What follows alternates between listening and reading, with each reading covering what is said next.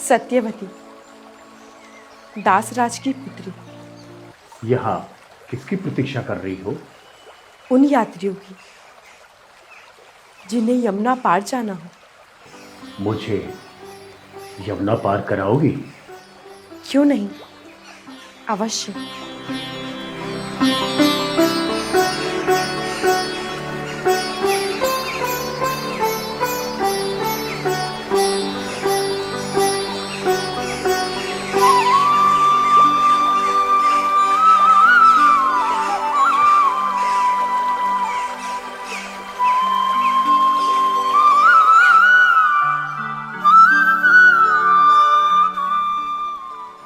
आ गया आपका तट।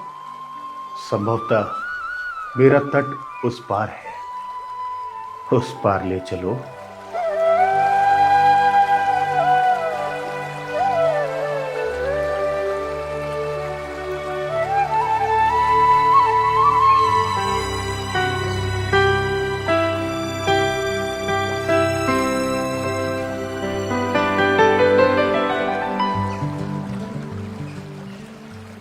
तट आ गया। मेरा तट तो अभी नहीं आया। फिर उस पार ले चलो। आपको कहाँ जाना है? ये तो मुझे भी नहीं मालूम। ये तो बड़ी आश्चर्य की बात है कि आपको ये भी नहीं मालूम कि आपको जाना कहाँ है। आश्चर्य मत करो सत्यवती। मेरी तो यात्रा तब समाप्त होगी जब मैं तुमसे ये कहने का साहस कर पाऊंगा कि मैंने ये यात्रा क्यों आरंभ की थी। ऐसी क्या बात हो सकती है जिसे कहने का आप साहस ही नहीं कर पा रहे? संभवतः साहस शब्द के चयन में मुझसे चूक हो गई। ये शब्द उचित नहीं है, परंतु मैं सही शब्द चुन नहीं पा रहा, इसलिए तुम नाव खींचती रहो।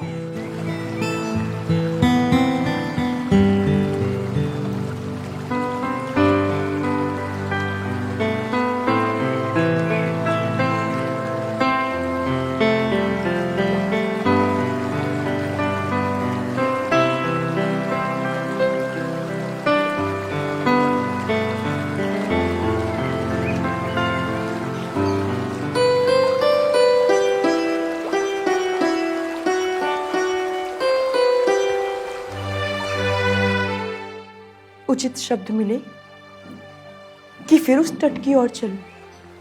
लगता है उचित शब्द उसी तट पे मिलेंगे। ले चलो।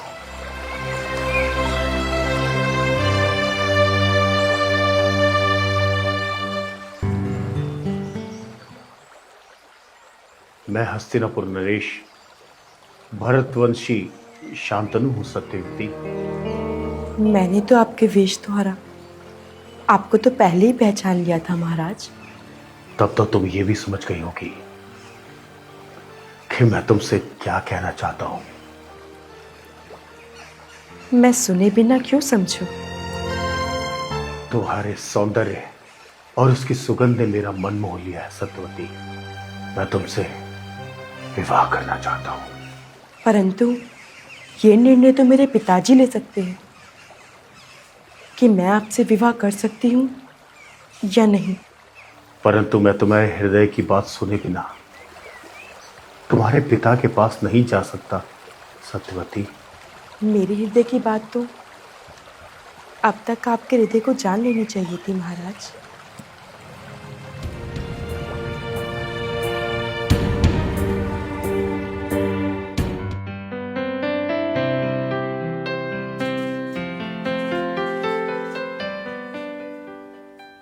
विराजमान होइए।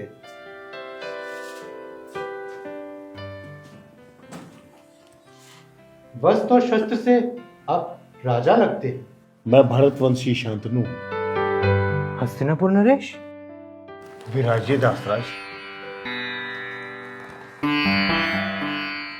मेरा अहोभाग्य है कि आप यहाँ पर पधारे हैं महाराज। पर इस कृपा का कारण महाराज? मैं आपसे कुछ मांगने आया हूं। मैं भला हस्तिनापुर नरेश को क्या दे सकता हूँ? हर व्यक्ति कुछ देने योग्य होता है दासराज, और हर व्यक्ति कुछ ना कुछ मांगना चाहता है। मेरे पास तो ऐसी कोई वस्तु नहीं है जो महाराज को अर्पण कर सकूं। यदि आप देना ना चाहें तो और बात है, परंतु जो मैं आपसे मांगने आया हूं वो त्रिलोक में आपके सिवा किसी के पास नहीं है। मैं समझा नहीं नरेश, मेरे पास ऐसी कौन सी वस्तु हो सकती है? जो मैं मांगने आया हूं दासराज, वो वस्तु नहीं है। तो फिर? मैं तो सुगंध की बात कर रहा हूं, जिसके आगे कस्तूरी भी अपना सर झुकाए। तो क्या आप वही कह रहे हैं महाराज जो मैं समझ रहा हूं? यदि आप वही समझ रहे हैं जो मैंने कहा, तो मैं भी वही बात कहने आया हूं। ये बात तो पहेलियों में नहीं हो सकती महाराज। मुझे गौरव के अनुभव का अवसर प्रदान कीजिए। मेरी कुटिया की दीवारें भी तो सुने कि हस्तिनापुर के नरेश मुझसे क्या मांगने आए हैं। मैं तो मांग कर गौरव का अनुभव कर रहा हूं दासराज। हस्तिनापुर के राज सिंहासन में मेरे बाएं हाथ वाला स्थान खाली है। मैं उसी स्थान के लिए आपकी सुपुत्री सत्यवती को आमंत्रित करने आया हूं। ये तो मेरी पुत्री के लिए बड़ी सौभाग्य वाली बात है महाराज। और ये भी सत्य है नरेश कि मैं अपनी सत्यवती के लिए आपकी कब से प्रतीक्षा कर रहा हूँ। प्रतीक्षा? मेरी प्रतीक्षा? जी महाराज, आपकी प्रतीक्षा। सत्यवती की कुंडली कहती है कि उसे राज्य करना है, और आज भारतवर्ष में आपके सिवा कोई दूसरा राजा ही कौन है? आकाश में चंद्रदेव और धरती पे आप। अर्थात आपने संबंध को स्वीकार किया। वो कौन सा भागा पिता होगा महाराज जो अपनी पुत्री के लिए आपका हाथ स्वीकार नहीं करेगा? परंतु क्या दासराज? महाराज को मैंने सत्यवती की कुंडली की बात तो बता दी, पर मेरी हृदय की कुंडली भी तो कुछ कहती है ना महाराज।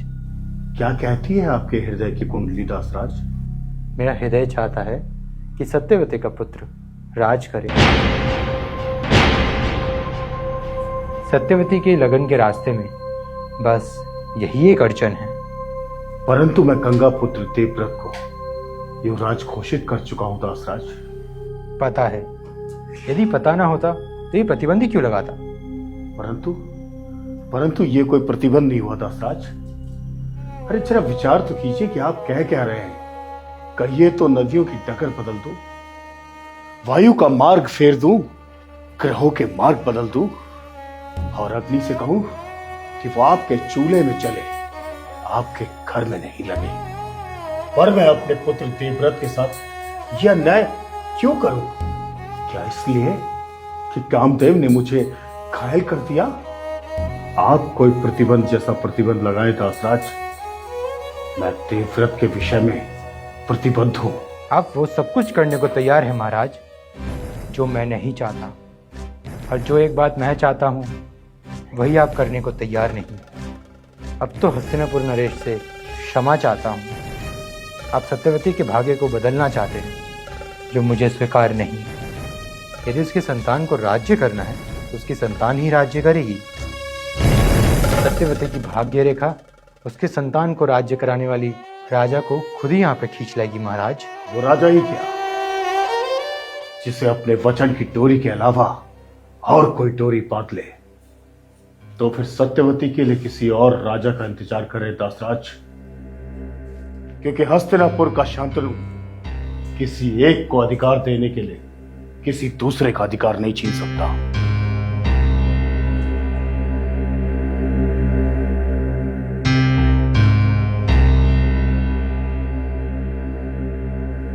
सारथी, रथ निकालो, हमें पिता महाराज को लेने निकलना है। युवराज, आप चिंता न करें, महाराज आते होंगे।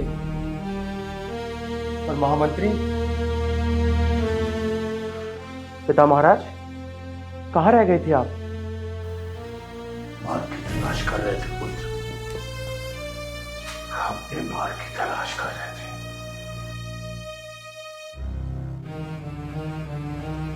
महामंत्री, आपको पिता महाराज को चिंतित प्रतीत नहीं होते? राजा को अनेक चिंताएं होती हैं युवराज।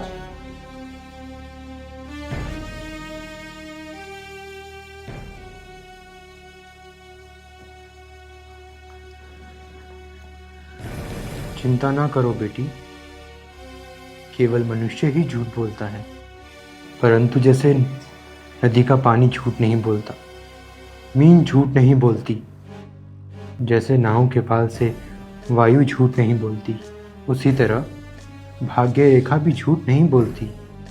तुम्हारी भाग्य रेखा हस्तिनापुर के राजा को यहाँ अवश्य खींच के लाएगी। जाओ, सो जाओ।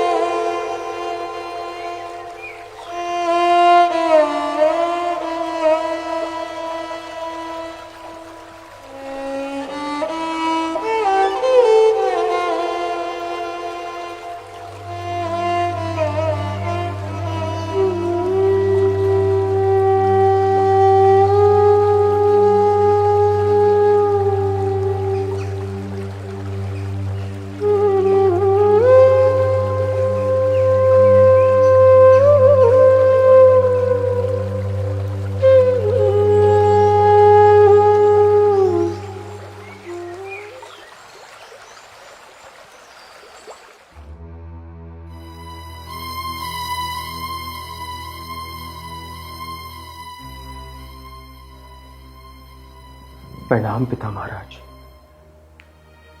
जीते रहो पुत्र। पिता महाराज, आप कहें तो कल हम हस्तिनापुर के लिए प्रस्थान करें। कल नहीं पुत्र, कल नहीं। जो आज्ञा।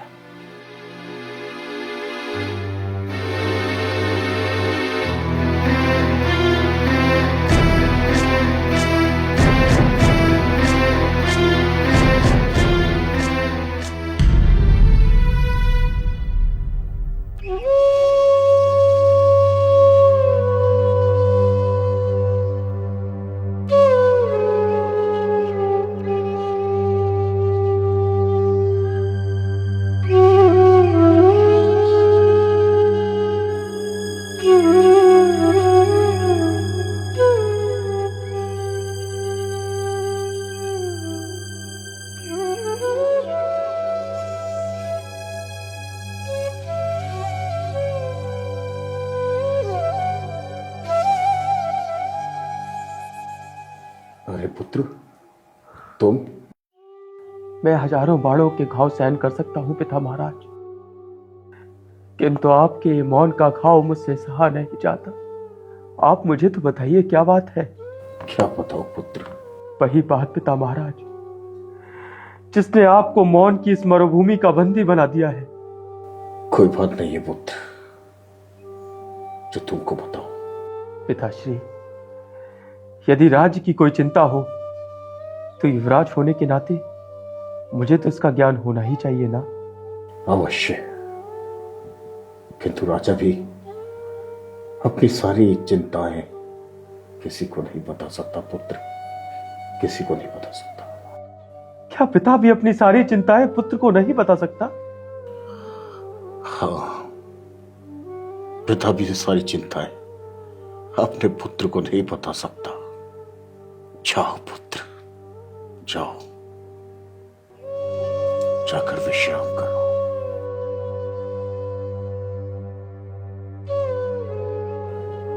जो आज्ञा पिता महाराज।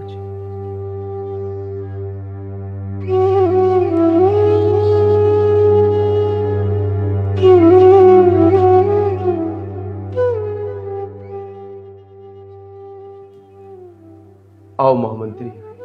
आप क्या सोच रहे हैं युवराज? महामंत्री, हम पिता महाराज के लिए चिंतित हैं। इस समय पिता महाराज का मन भटका हुआ है, इसलिए मेरा जानना यह आवश्यक है कि पिता महाराज प्रतिदिन कहाँ जाते हैं। जहां उनका जाने का दिल करता है युवराज। और उनका जाने का दिल कहाँ करता है? जहां ले जाने की आज्ञा मिलती है युवराज। आपकी निष्ठा देखकर हमें आप पर गर्व है। किंतु हमें प्रतीत होता है आप राजा के भक्त हैं, ना कि राजभक्त या देशभक्त। महामंत्री, पिता महाराज को चिंतित देखकर हम बहुत व्याकुल हैं कि रोज सूर्योदय के पश्चात पिता महाराज कहाँ जाते हैं। महामंत्री, ये प्रश्न आपसे मैं नहीं कर रहा हूं, अपितु ये प्रश्न आपसे हस्तिनापुर राज्य कर रहा है, और इस प्रश्न का उत्तर देना आपका हस्तिनापुर के लिए कर्तव्य है। क्षमा चाहता हूँ युवराज, परंतु मैं महाराज के साथ विश्वासघात नहीं कर सकता। किंतु आप पिता महाराज की सुख शांति के साथ विश्वासघात कर सकते हैं, भारत वंश के साथ विश्वासघात कर सकते हैं, हस्तिनापुर के साथ विश्वासघात कर सकते हैं। निष्ठा की जो परिभाषा आपने मुझे दी है वो निष्ठा नहीं अपितु अनिष्ठा है। वे प्रतिदिन यमुना तट पर जाते हैं युवराज। यमुना तट? और वहां जाकर वो करते क्या है? किसी पेड़ की ओट से दासराज की पुत्री सत्यवती को देखते रहते हैं। पेड़ की ओट से? जी युवराज। क्या पिता महाराज कभी सत्यवती से मिले? जी युवराज। और उनके पिता दासराज से? जी युवराज, उनसे भी मिले। महामंत्री, हमारा रथ तैयार करवाइए। जी युवराज।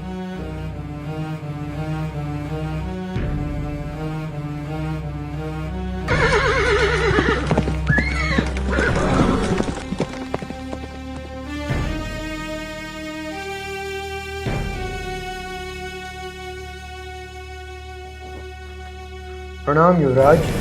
प्रणाम दासराज। युवराज जी,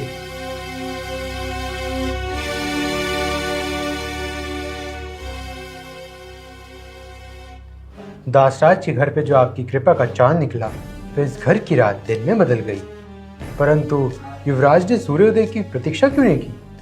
मैं हस्तिनापुर राज्य के सूर की ओर से चिंतित होकर आपकी सेवा में आया हूं दासराज। कृपया आप मुझे ये बताएंगे कि यहां और पड़ाव के बीच पिता महाराज कहां खो गए? वह मेरी पुत्री सत्यवती से विवाह करना चाहते हैं।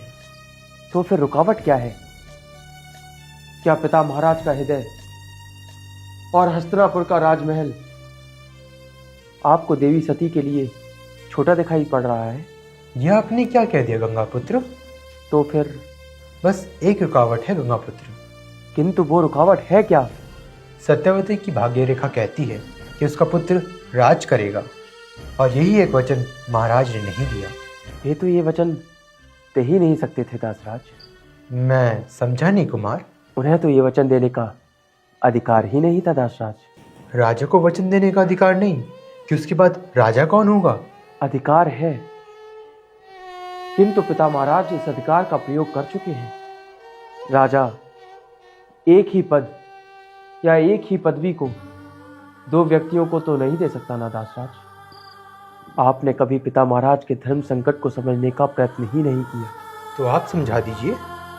हस्तिनापुर का राज सिंहासन वो मुझे दे चुके हैं। वो राज सिंहासन उनके बाद मेरा होने वाला है, और मेरे रहते वो ये राज सिंहासन किसी और को दे दें, ये तो असंभव है ना दासराज। ये तो घोर अन्याय हो जाएगा। हाँ, यदि मैं चाहूं तो वो सिंहासन किसी और को दे सकता हूं। इसलिए मैं गंगापुत्र देवव्रत आपको वचन देता है कि हस्तिनापुर का राज सिंहासन पिता महाराज और देवी सत्यवती के ज्येष्ठ पुत्र को ही प्राप्त होगा। आप धन्य हैं गंगापुत्र। आपके चरणों की धूलि पाकर मेरी ये कुटिया भी धन्य हो गई। धन्य है वो देश जहाँ पर आप जैसे महापुरुष ने जन्म लिया।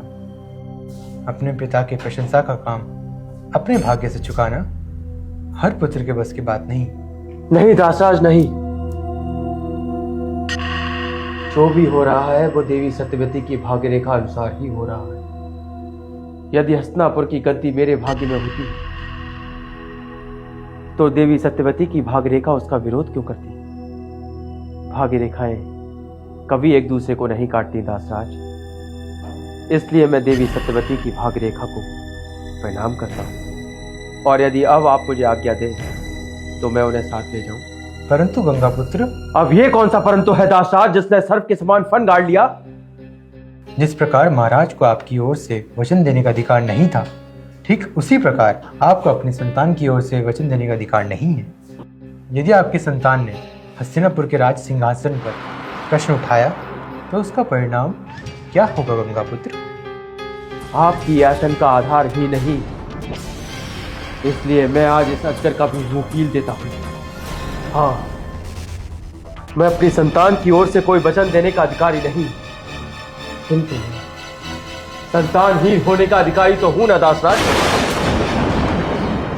इसलिए मैं गंगापुत्र देवव्रत चारों दिशाओं, धरती और आकाश को साक्षी मानकर ये प्रतिज्ञा करता हूं कि आजीवन ब्रह्मचारी रहूंगा, कभी विवाह नहीं करूंगा, शहीद ही करूंगा।